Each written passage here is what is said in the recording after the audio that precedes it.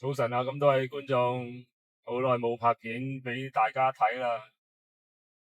呢幾年咧，因為工作嘅關係咧，同埋一啲事故事件咧，令到啲出片嗰啲情況咧好唔理想。之前有講過好多拍咗嘅試車嗰啲咁嘅片段咧，都因為啲器材嘅問題咧，嗰啲片都遺失晒，冇晒又救唔翻。不過都唔緊要，唉，我又唔係專職做 YouTube 嘅。咁咧今日咧就拍翻片啦，用部手機拍嘅。咁之前嗰部 GoPro 咧就不幸地又壞咗。咁今日就影翻我架車啦，Aura 啦。架車咧到今日為止咧就用咗足3年噶啦。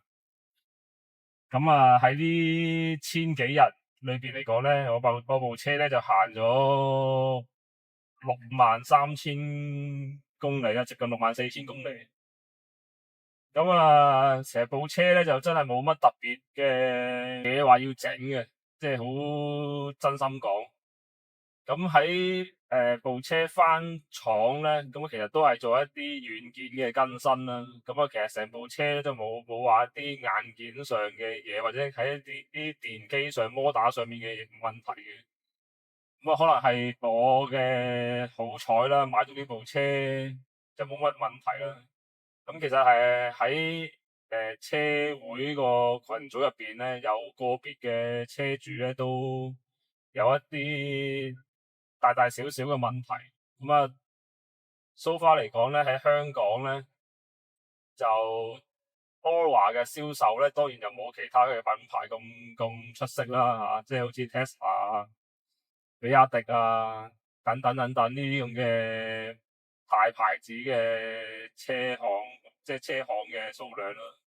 其實總數嚟講咧，咁我哋預算咧睇翻運輸署嘅一啲記錄啦，就我諗 Aura 03同07加埋都唔超過1500部車喺香港出售咗。所以咧就我哋成個車主會咧，其實都好擔心咧，就係英之傑咧就會唔會放棄咗 Aura 呢個市場，就等到令到我哋車主真係有咩問題嘅時候咧，就冇地方維修。咁當然啦，有好多嘅車主咧都會選擇港車北上，就去做一個汽車保養。咁其實呢個都係一個好嘅選擇啊。咁咧港車北上呢樣嘢咧，咁就稍後時間再同大家講講啦。因為其實如果我自己個人認為咧，就要睇下你究竟用部車翻上去中山珠海嗰邊嘅次數頻唔頻密啦。如果你上去個時間數量係比較頻密嘅話咧，就都係值得去做呢個申請嘅。如果你上翻上去嘅次數唔多嘅時候，一個月可能先得嗰一次兩次咁嘅話咧，咁我就建議就唔需要申請港車北上。同埋咧都睇睇你係邊一款車型啦，即係如果 Aura 係細電版嘅話咧，你要揾充電位咧，可能要考慮得周詳啲。如果唔係你去得太過遠嘅時候咧，就未必夠電翻落嚟嚇，又要揾地方充電啦。好啦，講翻部車先。咁部車咧都叫做用咗3年啦，6萬幾公里啦。咁其實我覺得嚟講咧，成部車嗰個性價比咧，當然以買車嘅時候個價錢嚟計咧，係抵嘅。但係買咗之後到今日咧個售價咧就真係慘不忍睹啦嚇。不過呢啲唔使講啦，先買早買早享受咁解嘅啫。而家細電版嘅 Aura，我冇記錯應該係大概18萬、19萬咁上下度啦，我記得係啦。有一段時間仲賣到16萬幾嘅咁上下嘅，我冇記錯嘅話。哇，點都好啦，其實呢部車咧，我個人嘅感覺咧就真係都幾舒服咯，幾舒服。首先就冇乜話基建上嘅問題啦，或者啲軟件上面嘅問題啦。咁啊，其次就係佢個操控感咧，我個人覺得就係都幾幾敏鋭嘅，即係轉嗰啲彎啊，都好肯去一個好聽你嘅指示去做咯。咁當然啦，咁原裝胎咧，咁其實應該要換噶啦，我仲係用緊原裝胎。咁6萬公里嘅話，其實都要換胎啦。咁而家都揾緊，睇下換邊隻胎好啲。咁好多車友都介紹換呢個馬牌，咁我就聽到佢哋啲意見咧，就再考慮下換唔換馬牌先，因為其實好多選擇俾我揀嘅。你話原裝胎係咪差咧？其實佢又唔算差，唔算差嘅。睇下係你喺你點樣去操作部車嘅啫。有啲車主就話喂，條胎唔得啊，轉彎唔咬啊，落雨會好跣啊，呢啲咁嘅情況。咁其實我自己真心揸咁耐咧，其實就冇乜點試過話喺落雨話即係會跣得好犀利呢啲情況。反而係你對個電門嘅操作係要夠細緻咯。我可以咁樣俾個建議揸電動車嘅車主。係啦，咁呢部車咧就嗰啲安全裝置咧，其實我都不停咁同所有用電動車嘅車主都講啦。佢嘅防防轉線系統咧，我係強烈建議係要刪咗佢。咁個主因就係啲乜嘢咧？個 sensor 咧，對於路面嘅劃線咧，其實係有機會會 scan 錯咗嘅。佢個電腦一收錯咗個色路嘅時候咧，尤其是而家好似呢個路面咁樣啦，兩條線啦。咁你見到即係大家喺畫面上面應該會見到，唔知見唔見到有兩條線喺度。你稍為架車行得埋少少，是但一邊嘅線咧，咁佢都會做，佢會幫你做個修正啦。個軚係會自己會扭翻去個佢認為嗰條線嘅中間嘅位置嗰度。咁如果好似落緊雨嘅情況，轉緊一個彎，佢幫你做修正軚嘅時候咧，咁佢呢個動作係好突然嘅出嚟嘅。咁你有機會嗰個車咧就有機會個頭轆咧就唔咬地咧，就嘅時候會發生一啲線胎失控嘅情況出現。呢個就我個人認為啦，就揸呢款電動車呢個裝置應該要刪咗佢。因為都有，我覺得係有好大機會嘅事故出現危險嘅情況。咁當然你可以夾硬搶翻條軚翻嚟啦。咁但係你要記住就係佢係 scan 兩條線去做修正嘅。你唔知佢幾時俾個動作部電腦個軚盤去自己做個修正。所以你全時間揸車嘅時候，你要好專注去保持住架車喺個行車道嘅中間嘅位置嗰度。如果唔係佢突然間扯一扯嗰個軚嘅時候咧，你又會經驗唔夠嗰啲車主咧，就會俾佢嚇親。同佢鬥力咧，扭翻轉頭嘅時候咧，出意外就係呢啲情況。咁另外咧就係關於個電池嘅續航力嘅情況啦。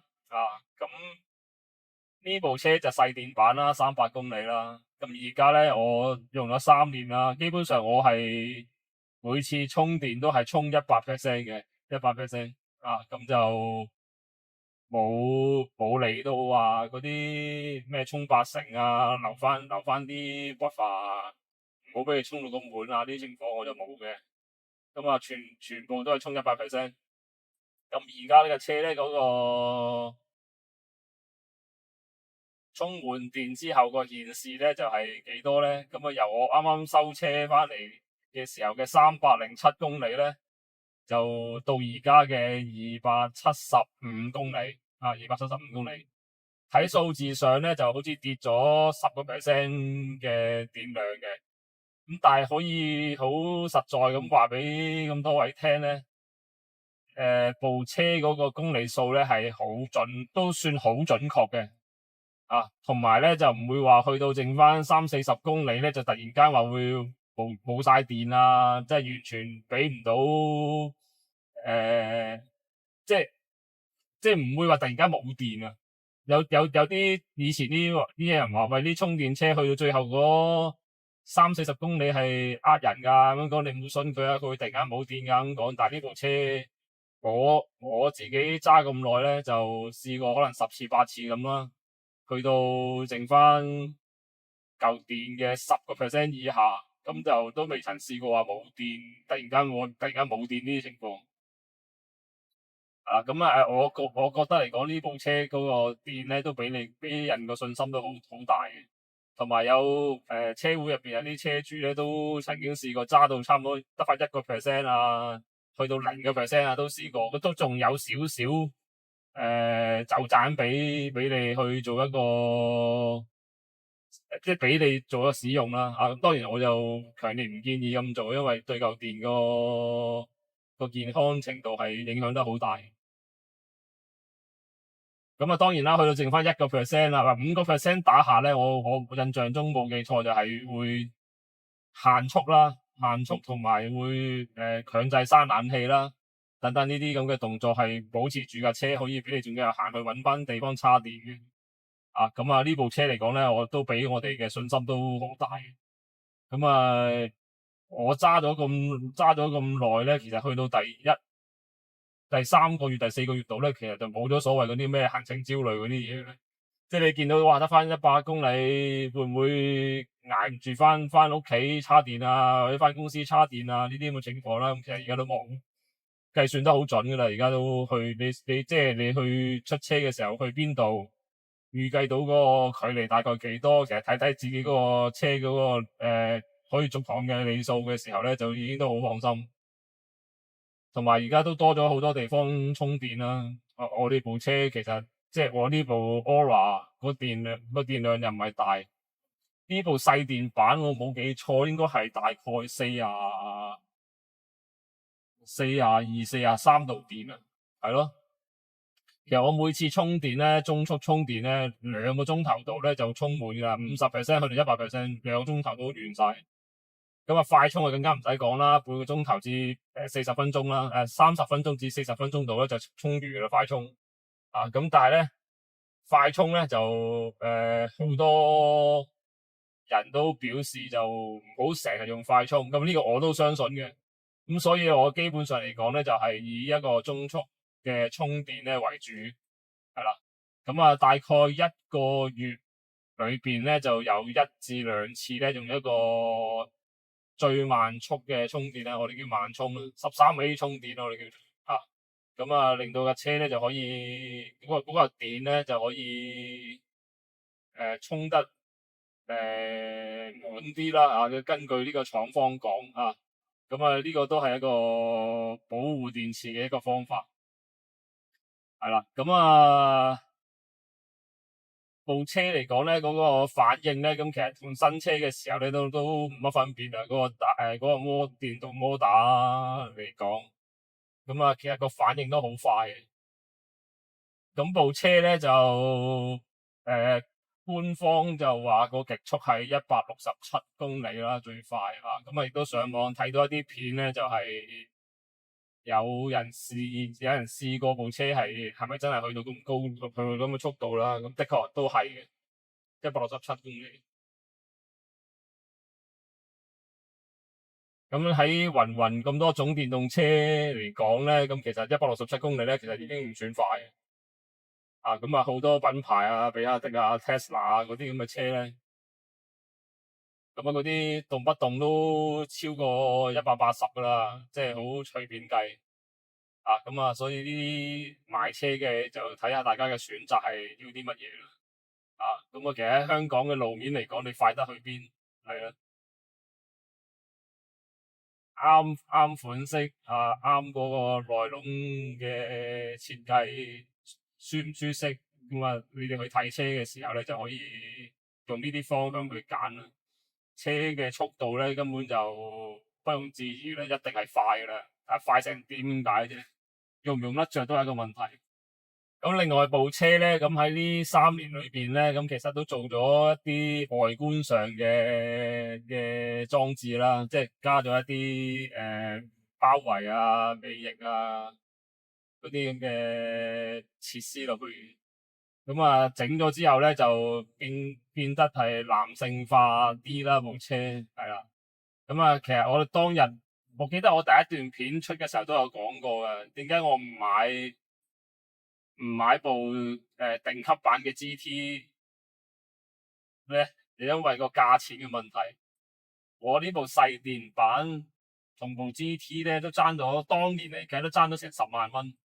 咁我自己諗就係10萬蚊嚟講，就應該可以做到好多自己嘅改裝，買到啲件翻嚟自己改裝啦，買到件翻嚟自己改裝。咁點知喺咁多年裏邊咧，咁就喺國內咧，竟然係冇為 Aura 出嘅一啲咁嘅包圍組件啦去買，咁啊只係喺泰國同埋呢個泰國同埋呢個馬來西亞咧就有一個包圍嘅套件買翻嚟香港，咁但係咧就係礙於呢個運費嘅問題咧就打咗退堂鼓。啊，套件又唔係貴喎，成套即係頭中尾繞流加尾翼四件嘅產品，連埋個輪拱嘅裝飾，都係8000蚊港紙，但係運費都8000幾。搭飛機搭船平啲6000幾，咁所以你睇到呢個數字嘅話，就當刻就冇買到翻嚟。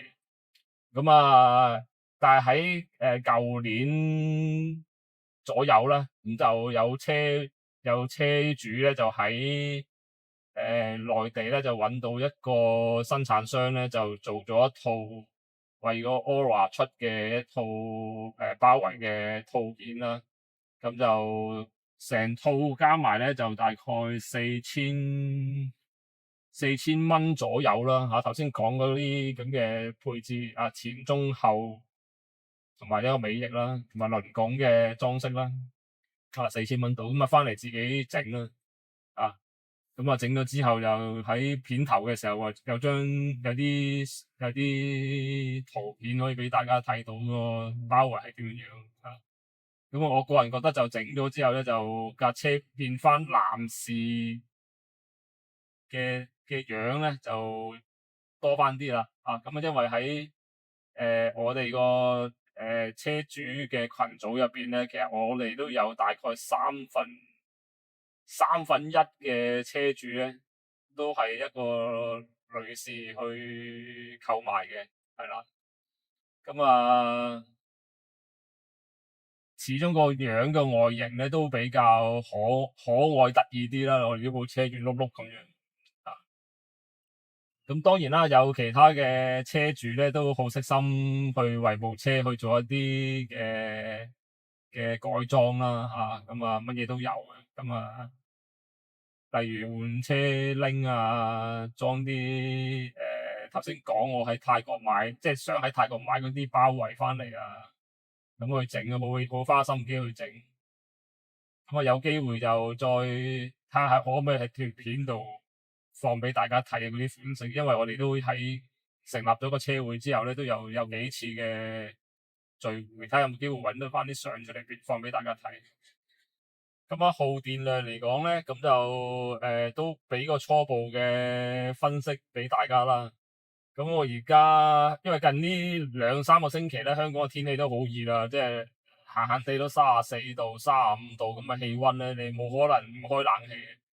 咁啊，睇開我頻道就知啦。咁我哋有另一部車咧，我就經常做極限測試啦嚇，又喺個車度熱辣辣又唔開冷氣咁樣。咁其實咧，而家呢啲溫度咧，冇可能唔開冷氣。咁所以咧喺開冷氣情況之下咧，我就可以做到幾多咧？其實我每一度電咧就係咪每一度電咧？每100公里就13度電咁每100公里。咁如果以呢部車為例咧，咁就應該大概係數字上咧應該可以行到超過300公里嘅，超過300公里。咁如果喺冬天咧，我唔開冷氣咧，呢個數字咧 AAEC 呢個數字咧，平均能源嘅消耗就大概係12.52左右啦。咁如果真係計數字嚟計咧，其實可以行到350幾公里。當然冇正式實測過啦咁都係睇數字去計算啫。咁所以咧，其實喺呢部車嚟講咧，呢粒大電咧，就對人嘅信心都對我嘅信心都好夠嘅。當然我又未正式長期咁揸過其他嘅電動車啦。咁但係普遍嚟講咧，喺香港買到嗰啲電動車咧，大部分都冇乜點聽過話個舊電係有啲唔好或者唔足夠嘅地方咯。所以大家都可以放心啲去考慮買電動車呢個情況。但係都係嗰句大前提嘅情況下，你一定要有地方充電。如果唔係咧就如果唔係就揾地方充電咧都比較拗教啲，係啦。咁喺香港而家雖然好多充電位，但係咧就因為電動車開始多，喺一啲高峰期嘅時候咧，你要排隊充電咧，呢啲都係一啲成本嘅計算。